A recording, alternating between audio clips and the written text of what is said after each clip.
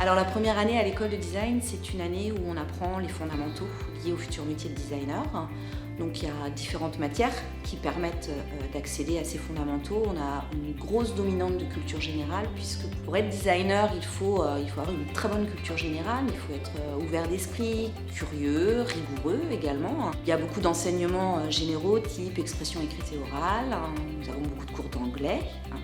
Des cours de philosophie, des cours d'histoire de l'art, et puis ensuite différents petits modules qui viennent s'agréger en quelque sorte à ces matières qui coulent tout au long de l'année. Donc on a un module photo, on a une initiation aussi au cinéma, en collaboration avec le cinématographe de Nantes. J'ai choisi l'école de design car j'ai toujours été très manuelle et j'aime beaucoup les arts plastiques.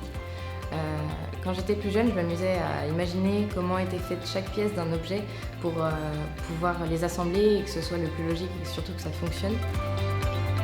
Donc en dessin couleur, on va aborder différents axes en fait. On va avoir vraiment deux domaines d'application assez complémentaires par rapport au projet et à la méthodologie du projet qu'on va aborder ensemble.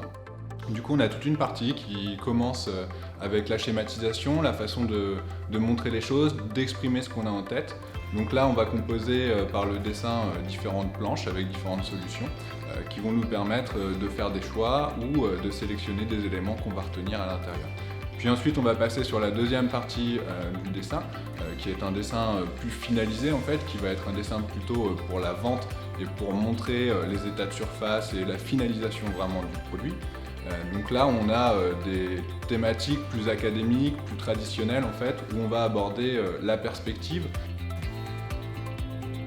La méthodologie de projet, c'est une méthode qui va permettre de mener un projet à son terme à travers différentes phases. Une première phase d'exploration, suivie d'une phase de recherche, puis de développement, et enfin de finalisation, jusqu'à la présentation orale du projet. Ça va permettre à l'étudiant de se plonger dans la réalité professionnelle du métier de designer, lui donner un aperçu concret de la profession. Et à travers le projet en lui-même, il va avoir des contraintes de temps, de réalisation, et effectivement une présentation finale comme tout projet. À l'école de design, j'interviens en photographie sur des apports théoriques et des apports pratiques.